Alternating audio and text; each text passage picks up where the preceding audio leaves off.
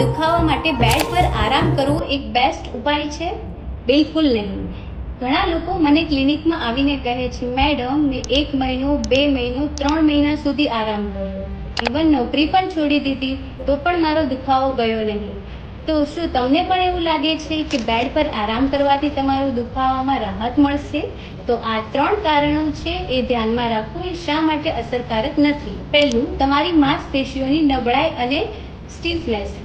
લાંબા સમય સુધી આરામ કરવાથી તમારી માંસપેશીઓમાં નબળાઈ આવે છે અને વધારે સ્ટીફ થતી જાય છે, જેથી દુખાવો ઓછો થવાને બદલે વધે છે. સેકન્ડ, ધીમી રિકવરી. લાંબા સમય સુધી કોઈ મૂવમેન્ટ ના કરવાથી રિકવરી ધીમી થઈ જાય છે અને દુખાવો લાંબા સમય સુધી રહે છે. થર્ડ, દુખાવા પ્રત્યેની સેન્સિટિવિટી વધવી. જેટલું તમે ઇનએક્ટિવ રહેશો, તમારી નર્વસ સિસ્ટમ એટલી જ વધારે સેન્સિટિવ બને છે અને નાની નાની એક્ટિવિટીમાં પણ દુખાવો થાય છે.